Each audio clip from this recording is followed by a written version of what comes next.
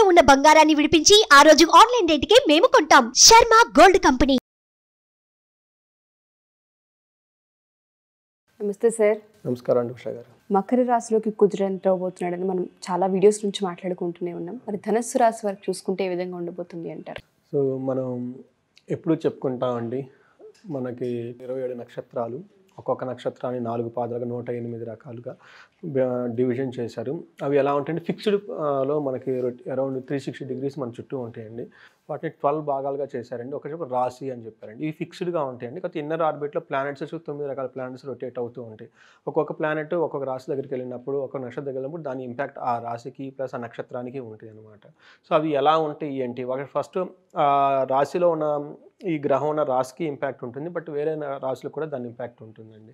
ఇది వచ్చేటప్పుడు ఇప్పుడు ప్రస్తుతానికి సిచ్యువేషన్ ఏంటంటే మకర రాశుల్లోకి కుజుడు ఎంటర్ అయ్యారండి. అక్కడ వచ్చేటప్పుడు 38 డేస్ ఉంటారు. 4 గ్రహాల గురించి మనం ఆల్రెడీ మాట్లాడుకున్నాం. ఎవరు రాహు, కేతువులు, కుజుడు, శని గురించి మనం ఆల్రెడీ మాట్లాడుకున్నాం. ఇప్పుడు పర్టికులర్గా వచ్చేటప్పటికి కుజుడు కూడాను కొంచెం 45 డేస్ ఒక్కొక్క రాశిలో ఉండి ఎక్కువ ఇంపాక్ట్ కలిగిస్తూ ఉంటారు. ఇది వచ్చేటప్పటికి చాలా పవర్ఫుల్ ప్లానెట్, చాలా అగ్రెసివ్ ప్లానెట్ అనమాట. దీని ఇంపాక్ట్ ఎలా ఉంటుంది అనేది మనం చూద్దామండి. ఇది జనరల్గా కుజుడు మనకి ఏమేమి విషయాలకి ఒక పోర్ట్ఫోలియో ఉంటుంది, ఒక జాబ్ డిస్క్రిప్షన్ ఎలా ఉంటుంది, దేనికి సంబంధించిన అధ్యక్షుడు అనేది చూద్దామండి.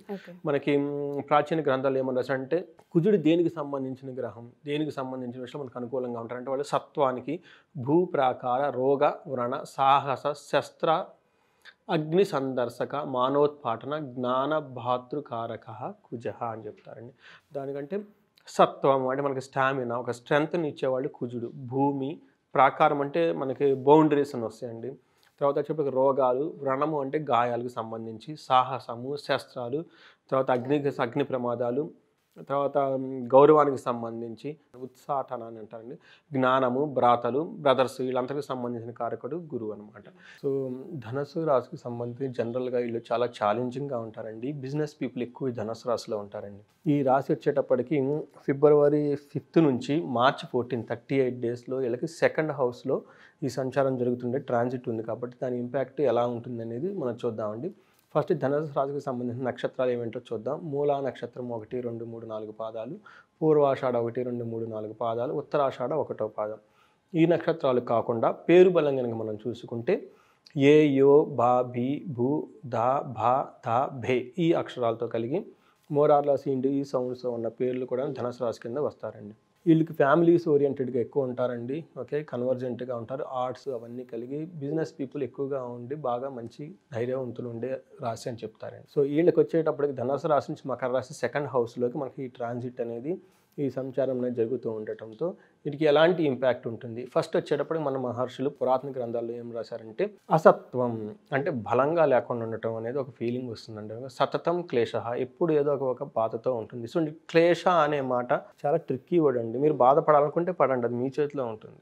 బాగుండాలంటే బాగుండేది మీ చేతి, ఇది వేరే వాళ్ళు వచ్చింది, మీ మైండ్ సెట్ అండి. అందుకని మెడిటేషన్, యోగా ఎప్పుడు చేయాలని ఎందుకు చెప్తారంటేనండి, ఎవరైతే ఉదయాన్నే లేసి యోగా మెడిటేషన్ చేస్తారో ఈ అనవసరమైన బాధలు, టెన్షన్ ఉండవండి. సో ఎందుకంటే ఈ గ్రహం చూడండి మీకు మెంటల్గా ఏదో ఒక టెన్షన్ చేస్తూ ఉంటుంది. అది మెంటల్గా టెన్షన్ రియలా అంటే అది రియాలిటీ కాదండి. ఇది మీరు విజువలైజ్ చేసుకుంటూ ఉంటారు. అందుకని చాలా ఇంపార్టెంట్. క్లేశ అనే మాట చాలా ఇంపార్టెంట్ మాట అండి.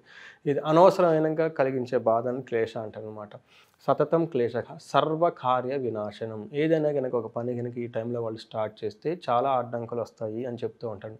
సదా దుర్జన సంపర్కం, చాలా అనవసరమైన వేస్ట్ పీపుల్తో మీరు కనెక్ట్ అయ్యి వాళ్ళు మీ టైం అంతా వేస్ట్ చేసేసుకొని ఫ్రూట్లెస్ వర్క్తో ఎంగేజ్ అయిపోయి అన్వాంటెడ్ పీపుల్తో కలిసి ఏంటంటే టైం అంతా వేస్ట్ చేసేసుకుంటూ ఉంటాయి ఈ టైం అనేది. తర్వాత భీతి శధ, ఓకే, ఎప్పుడు వీళ్ళకి ఏదో ఒక విధంగా భయపడుతూ ఉంటారు. సో వీళ్ళు ఈ ట్రాన్సిట్ తర్వాత మూర్తి ప్రకారంగా చూసుకుంటే వీళ్ళు రజిత మూర్తి, ఓకే, గోల్డ్ కాకుండా సిల్వర్ స్టేటస్తో వీళ్ళు వెళ్తూ ఉన్నారు. కాబట్టి ట్రాన్సిట్ ఒక 70% వీళ్ళకి బాగుంటుంది, ఒక 25% బాగలేదు అని మూర్తి ప్రకారంగా చూసుకోవచ్చు. మామూలుగా అయితే మనకు శ్లోకంలో ఆల్రెడీ చెప్పుకున్నాం అనమాట. ఇంకొంచెం డీటెయిల్గా మనం చూసుకుంటే వీళ్ళకి 5th హౌస్ కింద వస్తారండి. వచ్చేటప్పటికి వాళ్ళకి లవ్, రొమాన్స్, చిల్డ్రన్ వీటికి సంబంధించిన విషయాల్లో ఇంపాక్ట్ ఉంటుంది. తర్వాత 12th హౌస్ వచ్చేటప్పటికి ఎక్స్పెండిచర్ కానివ్వండి, మోక్షానికి సంబంధించిన హాస్పిటలైజేషన్ సంబంధించిన విషయాల్లో కూడా దీనికి ఎక్కువ ఇంపాక్ట్ ఈ రాశి వాళ్ళకు ఉంటుందన్నమాట. తర్వాత వచ్చేటప్పటికి వీళ్ళు సెకండ్ హౌస్లో ఇది టేక్ ఉంది. ఎలాంటి విషయాలు అంటే ధనానికి సంబంధించి, మాటలకు సంబంధించి, వెల్ బీయింగ్ గురించి, విల్ పవర్ గురించి, ఫ్యామిలీ గురించి సంబంధించిన విషయాలు ఇంపాక్ట్ ఎక్కువ ఉంటుంది. టోటల్గా చూసుకుంటాం అంటే personal life professional life divide చేసుకుంటే ప్రొఫెషనల్ లైఫ్లో ఎలా ఉంటుందంటేనండి, ప్రొఫెషనల్ లైఫ్లో కొంచెం వీళ్ళకి ఫేవరబుల్గా ఉంటుంది, గెయిన్స్ ఉంటాయి, తర్వాత నేషనల్ కంపెనీ నుంచి ఆఫర్స్ ఇవన్నీ ఉంటాయండి. తర్వాత వచ్చేటప్పటికి ఇంపార్టెంట్ విషయాల్లో ఏం చేయాలంటేనండి, లాట్ ఆఫ్ కాంపిటీషన్ కూడా వీళ్ళు ఫేస్ చేయాల్సి వస్తుందండి ఇక్కడ వర్క్ ఎన్విరాన్మెంట్లో. ఇది ఒకటి చూసుకుంటే తర్వాత ఈ విషయాన్ని వాళ్ళు అవాయిడ్ చేయడానికి టఫ్ సిచ్యువేషన్ని డిప్లొమాటిక్గా వాళ్ళు హ్యాండిల్ చేసుకోవాలి, ఎవరిని మిస్అండర్స్టాండ్ చేసుకోకూడదు, చాలా కేర్ఫుల్గా ఉండాల్సి వస్తుంది అనమాట. నెక్స్ట్ ఛాలెంజెస్ ఫైనాన్షియల్ మ్యాటర్లో వచ్చేటప్పటికి మనం ఆల్రెడీ చెప్పుకున్నాము, చాలా కేర్ఫుల్గా ఉండాలి. మనం 2 టైమ్స్ చెప్పుకున్నాం, ఒకటి భాగ్యలాసం చూపిస్తుంది, ధనలాభం నష్టం కూడా చూపిస్తూ ఉందన్నమాట. సో అందుకని చెప్పేసి ఫైనాన్షియల్ మ్యాటర్స్లో వాళ్ళకి ఫ్రాడ్ జరిగే అవకాశం ఉంది, తర్వాత వీళ్ళని వేరే వాళ్ళు మోసం చేసే అవకాశం కూడా ఉంది. కాబట్టి ఫైనాన్షియల్ మ్యాటర్లో చాలా ప్రెసిషన్గా ఉండాలి, 1-2 క్యాలిక్యులేషన్ చేసుకుంటా, అట్లానే ఏదైనా పని చేసే ముందు చాలా కాషన్గాను వాళ్ళకి అన్ని ప్లాన్ చేసుకొని 1-2 సార్లు డెసిషన్ రివ్యూ చేసుకొని చేయాల్సిన విషయం చాలా ఇంపార్టెంట్.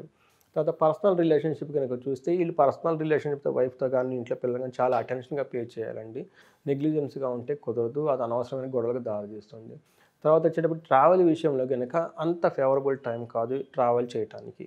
సో మనకేం చేసామంటే సదా కార్యనాశనం అని చూపిస్తుంది, ఏది చేసినా కానీ కార్యం చెడిపోతుంది. కాబట్టి ఈ టైంలో పెద్ద ప్రాజెక్టులు చేయటం, ఇంపార్టెంట్ వర్కులు చేయటం, ట్రావెల్ చేయటం, ఫైనాన్స్కి సంబంధించిన విషయాల్లో చాలా కేర్ఫుల్గా ఉండాలి. మీరు అనుకున్నంత రిజల్ట్ రాదు కాబట్టి పోస్ట్ పోన్ చేస్తే చాలా మంచిది మనకు ఆ టైం వచ్చే వరకు. తర్వాత ఈటింగ్ హ్యాబిట్స్ కానివ్వండి అవన్నీ చాలా మోడరేట్గా ఉంచాలి, హెల్త్ డిస్టర్బ్ అయ్యే అవకాశం ఉంది. తర్వాత వైటాలిటీ వాళ్ళకున్న ఏమంటారండి మంచి ఎనర్జీని కోల్పోయే అవకాశం చాలా కనిపిస్తుంది అనమాట. సో ఈ విధంగా చూస్తే మనం వీళ్ళకి ఏం చేయాలంటే ఈ టైంలో హోలిస్టిక్ అప్రోచ్గా ఉండాలి ప్రతిదీ అండి, ఒక బ్యాలెన్స్డ్గా ఉండాలి, ఫిజికల్గా కానీ మెంటల్గా కానివ్వండి. ఓకే, 1-2 సార్లు రియాక్ట్ అయ్యే ముందు ఆలోచించుకొని ఆచితూచి మాట్లాడటం, ఆచితూచి వ్యవహారం తీసుకోవడం చాలా ఇంపార్టెంట్. ఈ విధంగా చూసుకుంటే వీళ్ళకి స్ట్రెస్ ఎక్కువ అయి ఉంటుంది ఈ టైంలో. అందుకని చెప్పేసి వీళ్ళు చాలా రిలాక్స్గా ఉండాలి, బ్యాలెన్స్డ్గా ఉండాలి, మంచి డైట్ తీసుకుంటూ ఉండాలి, యోగా మెడిటేషన్ అనేది కంపల్సరీ చేస్తూ ఉండాలి. రెమెడీస్ వచ్చేటప్పుడు హోలిస్టిక్ ప్లేసెస్ని వీళ్ళు విజిట్ చేస్తే చాలా కలుస్తుంది. ఏమంటారంటే మనం జర్నీ చేయాలి, కొన్నిసార్లు ఎక్స్టర్నల్గా చేయాలి, ఇంటర్నల్గా జర్నీ చేసుకోవాలి, యోగా చేయటం, మెడిటేషన్ చేయటం, గుళ్ళకి వెళ్ళటం, గోపురాలకు వెళ్ళటం, గుళ్ళు చుట్టూ తిరగటం, విష్ణుమూర్తిని కలవటం, రాధాకృష్ణ మంత్రం చేయటం. మనకి వీళ్ళైతే కనుక భజనలు కనుక కూర్చొని భజన చేస్తే కనుక చాలా బాగుంటుందండి వీళ్ళకి. తర్వాత హోలిస్టిక్ ప్లేసెస్ని ఎక్కువగా కనుక కలిస్తే వీళ్ళకి చాలా బాగుంటుంది. అంటే టైం ఎక్స్టర్నల్గా కంటే ఇంటర్నల్గా ఫేస్ చేసుకుంటే బాగుంటుంది అని చెప్పేసి మీనింగ్ అండి. సో ఎవరైనా సరే పర్సనల్గా జాతక రీత్యా కనుక మిమ్మల్ని కలవాలి అనుకున్నా, లేదా మనం ఎలాగో ప్రతి ఇంట్లో ఆస్ట్రాలజర్ ఉండాలని అదే పనిగా చెప్తూ వస్తూ ఉన్నాము, ఆ కోర్స్ కూడా మీరు ఆఫ్లైన్ ద్వారా డిజైన్ చేయడం జరిగింది. ఎవరికైనా ఆ కోర్స్ ఆన్లైన్ త్రూ బై చేయాలి అనుకున్నా ఏ విధంగా అంటారు? సో మనకి ఇది ఋషులు ఇచ్చిన మహా జ్ఞానం అండి. ఓకే, దీని ఇంపాక్ట్ ఇది ఎంత గొప్పది అని తెలుసుకోవాల్సిన ఫస్ట్ బాధ్యత మందండి. సో ఇది తెలుసుకోవడం గురించి ఒక చిన్న course design, at least basics of astrology, వాళ్ళ టెర్మినాలజీ అంటే సైకాలజీ అంటే ఎలా ఉంటుంది అని తెలుసుకోవడానికి చాలా బాగుంటుంది. ఒక 5 to 10 hours కోర్స్ ఒక డిజైన్ చేసాం, దాన్ని ఎన్రోల్ అయ్యి ప్రతి ఒక్కళ్ళు నేర్చుకోవచ్చు. అంటే కాకుండా ఎడిషనల్గా మనం ఏమనుకుంటే ప్రతి ఇంట్లో ఒక ఆస్ట్రాలజర్ ఉండాలండి, తెలుసుకోవాలి. అప్పుడే లైఫ్ ఏమంటే ఎఫర్ట్లెస్ జర్నీ, స్మూత్ జర్నీగా గ్రోత్ ప్రాస్పరిటీ ఉంటుందండి. సో ఎవరైనా ఇండివిడ్యువల్గా, ఎందుకంటే ఇది రాసొచ్చేటప్పుడు చాలా హయ్యర్ లెవెల్లో చెప్పుకుంటాం, బట్ ఇంకా ఇండివిజువల్గా చెప్పండి వాళ్ళ బర్త్డే టు బర్త్డే, తర్వాత వాళ్ళకున్న లగ్నాన్ని బేస్ చేసి దశాభుక్తిని బట్టి, వయసుని బట్టి, వాళ్ళకున్న ప్రజెంట్ వాళ్ళకున్న సిచ్యువేషన్ బట్టి మనం కౌన్సిలింగ్ ఇచ్చి ఆస్ట్రాలజికల్గా గైడెన్స్ ఇవ్వచ్చు అండి. అలాంటి వాళ్ళకి స్క్రీన్ మీద కనిపిస్తున్న నెంబర్ కనుక మనకి కనెక్ట్ అయితే వాళ్ళకి మనం హెల్ప్ చేయొచ్చు అండి. Sure sir, thank you sir, thank you so much. Thank you అండి ఉషా గారు. సో సురేష్ గారు చెప్పినట్టుగా ఎవరైనా సరే పర్సనల్గా కనుక అపాయింట్మెంట్ తీసుకొని జాతకరీత్యా మీరు కనుక మార్పులు చేయించుకోవాలనుకున్నా, జాతకం చూపించుకోవాలనుకున్నా కింద కొడుతున్న కాంటాక్ట్ నెంబర్ని కాంటాక్ట్ చేయొచ్చు. ఇక ఫర్దర్గా ఏ డీటెయిల్స్ కావాలనుకున్నా, ఎంక్వైరీ చేయాలనుకుంటే కింద కొడుతున్న కాంటాక్ట్ నెంబర్ని కాంటాక్ట్ చేస్తే సురేష్ గారి మీకు పూర్తి వివరాలు అందిస్తారు. Thank you.